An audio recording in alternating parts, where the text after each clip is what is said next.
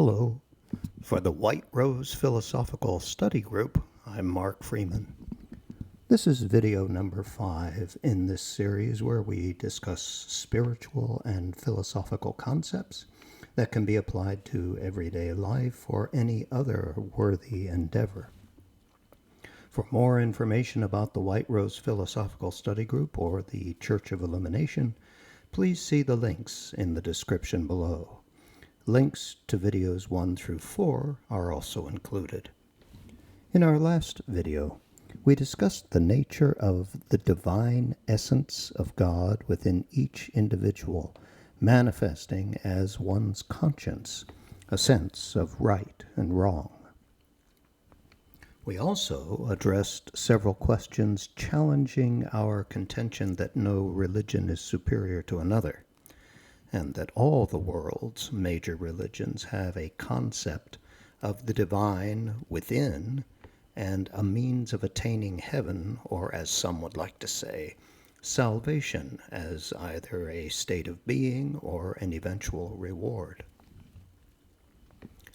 A question was asked as to what proof we have, either through experience, observation, or experimentation, that God, a supreme being, exists. We will attempt to answer this. As always, before such a question can be answered, we must define what we mean when we say God. How can the infinite be defined in finite terms? Well, to keep it simple, let's just say that God is the creator of all that is, was, and ever will be. We'll expand on this in a moment, but for the time being, let's just use this simple definition. Now, for those who cannot bring themselves to accept that God exists, either due to their own supreme intelligence or a jaded attitude toward life because of suffering experienced or observed, we ask the following question. How do you account for creation? Something or someone is responsible for everything that exists. The scientific answer often used is that all creation began with self-assembling systems that evolved into everything we can observe today, and that no intelligence is behind it. Well, that is all well and good, but how were the physical laws of self-assembly established that led to all creation? The answer often given is that it all began with the Big Bang 13.5 billion years ago, and that creation is nothing more than the result of entropy. Again, we must ask, who or what established that the Big Bang, if it actually occurred, should occur, and that through the process of entropy, the universe, as we know it, was created? Who established the constants of the universe, such as the speed of light, the cosmological constant, the accelerated expansion of space, the strong and weak nuclear forces, the mass of an electron, etc.? Even if, as an atheist, one should say these are simply natural processes without purpose or intelligence behind them, then we submit that for such an individual, those natural processes are God, because they are responsible for the creation of everything. This brings us to an expanded definition of God, which will follow with what we consider to be proof that God exists, albeit not necessarily exactly as God is portrayed in religion. Oftentimes we get a little mixed up with the definition of God as he is portrayed in religion and God as a supreme being. So let us define God as a living, conscious, time-transcendent being who created and creates everything that ever was, is, and ever will be. Now, in this definition, we left out the term intelligent, and we left it out for two very good reasons. First, God, in our definition, embodies a quality that operates above and superior to intelligence, as it is understood by the human mind. We will call it superintelligence. And second, intelligence is purely a relative abstract construct of the human mind. However, it is of some importance to understand the human concept of intelligence because of the role it plays in our understanding of the nature of all living things. So, here we offer another definition. The measure of intelligence of any living thing is its ability to adapt to its environment and to solve problems in attaining what it wants. By this definition, humans rank fairly high. The human species of animal can be found living in nearly every possible environment on Earth as well as off it, and humans are quite adept at solving problems in an effort to obtain what they want. But let's consider some other species besides humans. The blue mud wasp in the United States, eastern United States, I should say, routinely catches spiders to eat by feigning to be caught in the spider's web. When the spider comes to investigate, the wasp stings it and flies off with its dinner. Sounds pretty intelligent to me. In Egypt, before the building of the Aswan Dam, the Nile River would flood regularly every summer. However, the height of the flood varied from year to year.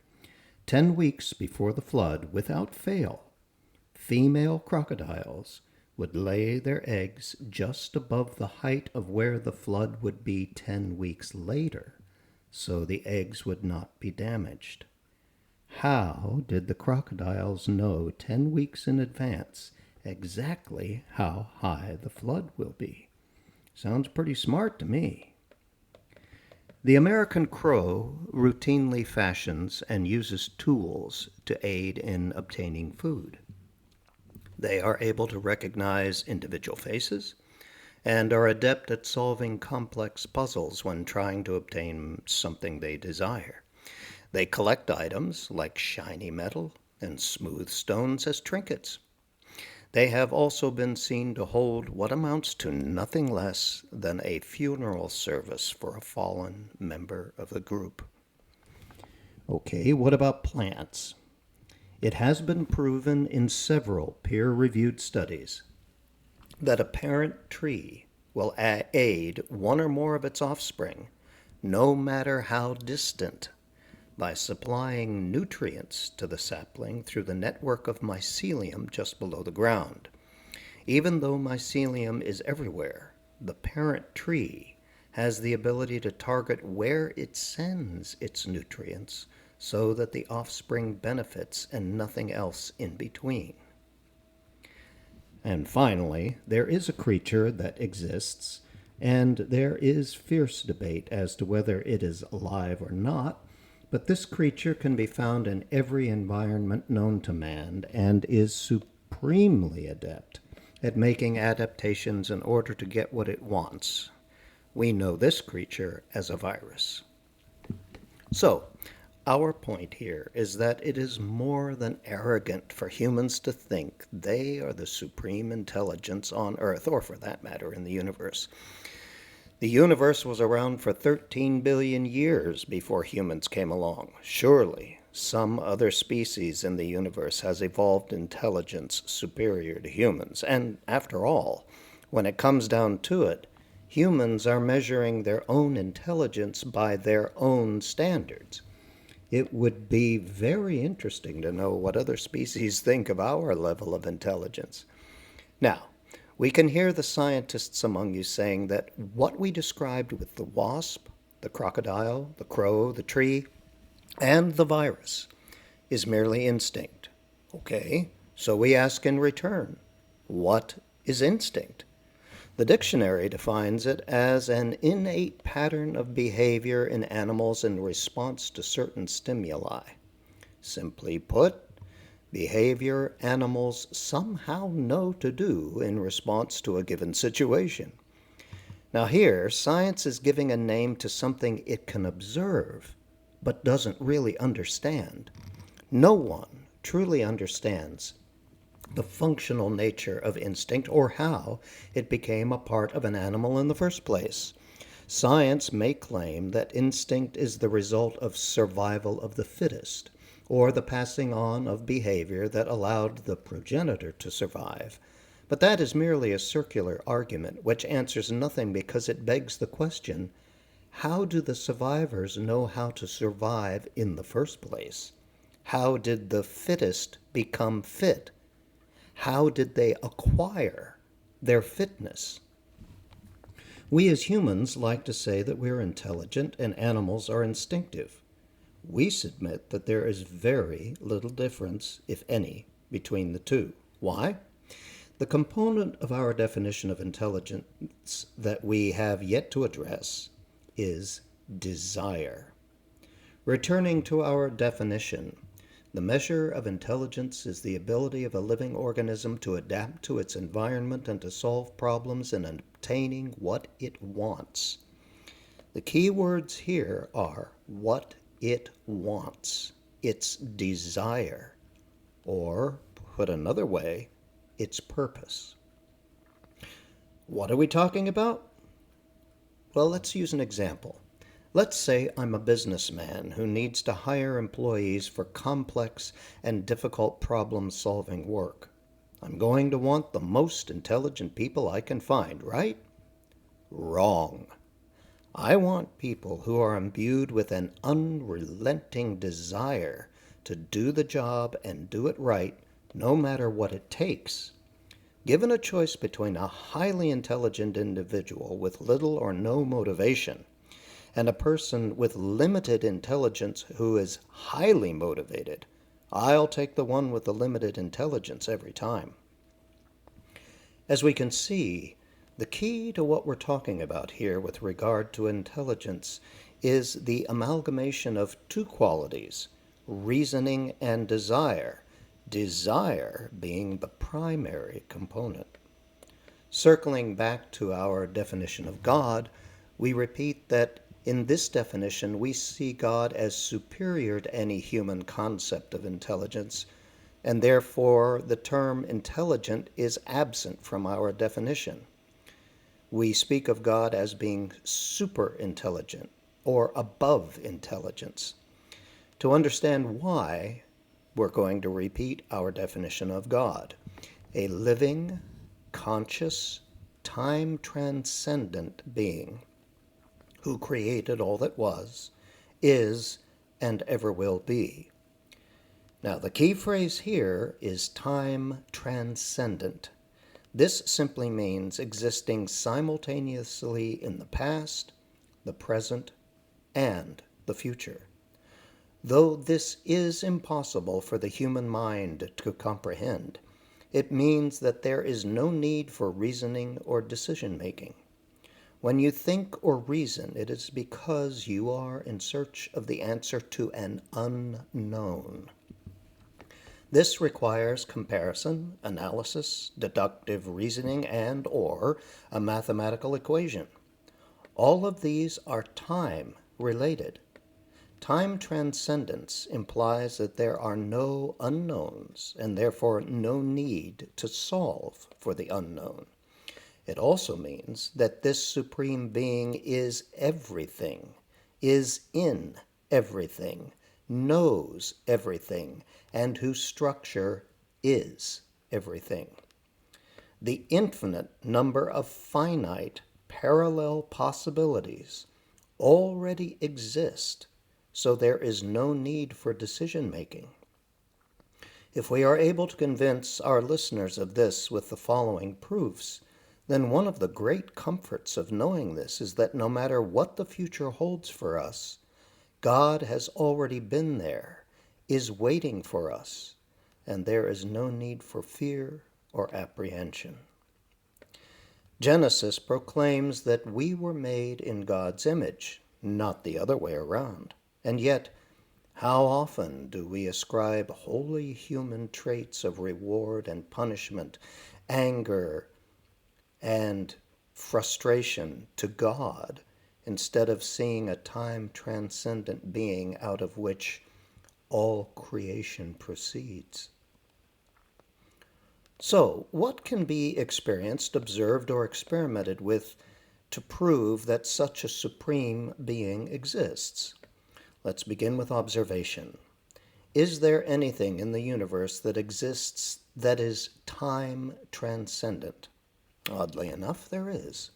Light, or particles of light known as photons, if they were self-aware, experience no sense of time.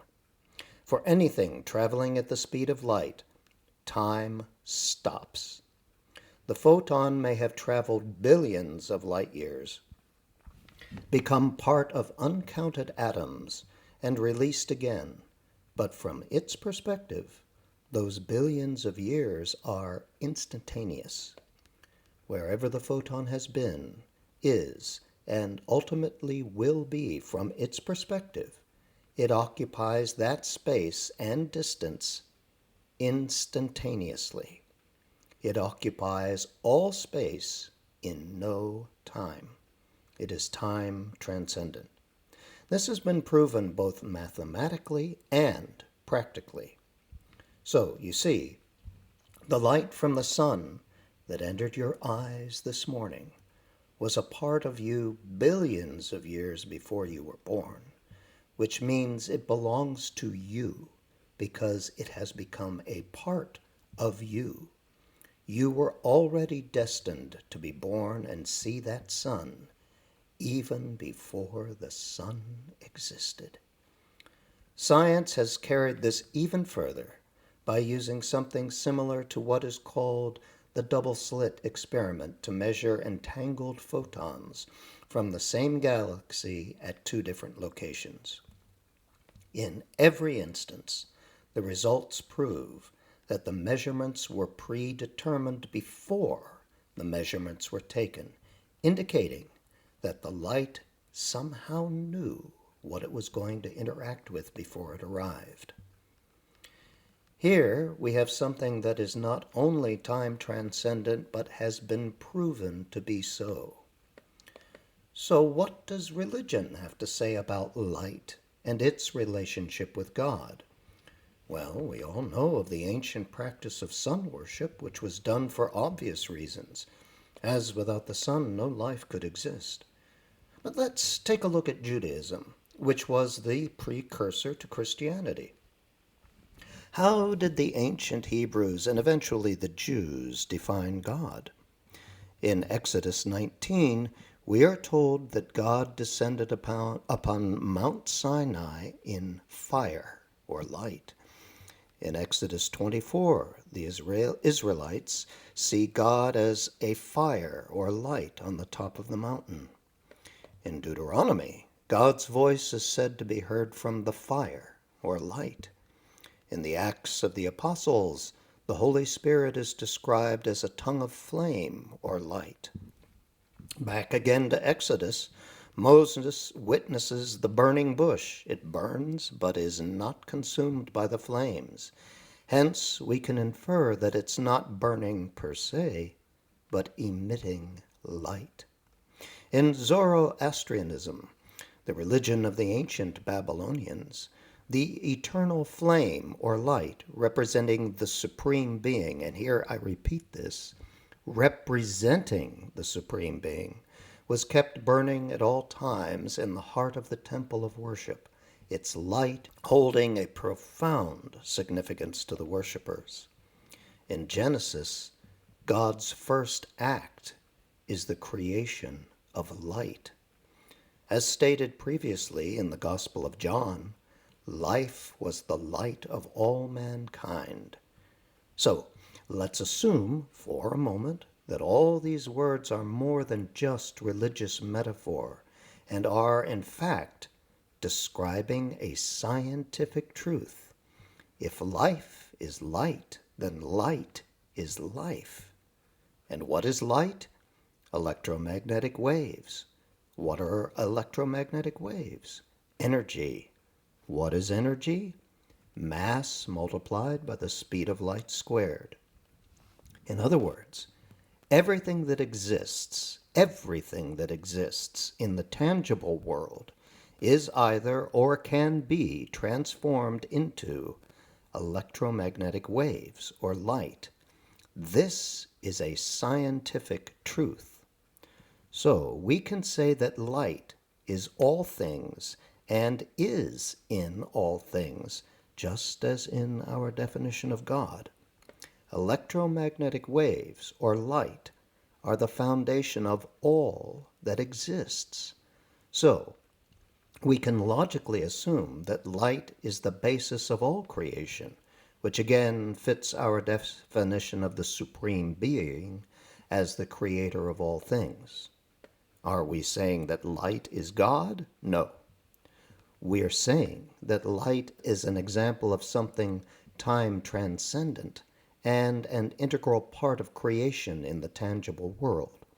Hence, we can say that light is the tool through which God, or the Supreme Being, or the soul of the universe, if you will, creates and brings all things into manifestation. This is why, in the examples listed above, God is represented as working through the medium of fire or light. Mankind has always been instinctively aware of this, as all religious literature all over the world represents the Supreme Being in this manner, regardless of creed or denomination. For those who are of the conviction that humans are the supreme intelligence in the universe and that there is no God, we must ask, why would intelligence end with humans? Throughout the strata of known living organisms, we can observe varying degrees of intelligence. Why would evolution stop with humans? If we measure intelligence by the definition we've given rather than by the usual human standards, we can find an endless number of entities of possible superior intelligence to humans, and go so far as to even suggest that planets and stars are intelligent and living beings. That might freak some people out here, but we'll come back to that in a later video. Now, there is a growing group of individuals, theologians, government officials, and some scientists who are of the conviction that humans are the genetic experiment of an alien extraterrestrial race and that this precludes any belief in a supreme being. To them, the Elohim, who create mankind in their own image in Genesis, are in fact these alien progenitors, and therefore so is Yahweh or Jehovah. Now, even if this turns out to be true, logic dictates that we point out that if aliens created humans, someone created the aliens, and someone created the ones who created the aliens ad infinitum. We ultimately must come to a single supreme being that is the creator of all there has ever been, is, and ever will be. Now, so far we have addressed time transcendence and how there is proof all around us that such a state of being exists in fact and not just belief. The next two aspects of God that must be tackled in our definition are the terms living and conscious, and that will be the subject of our next video. Thank you for spending your time with me, and always remember, life is a marvelous adventure. Never stop learning.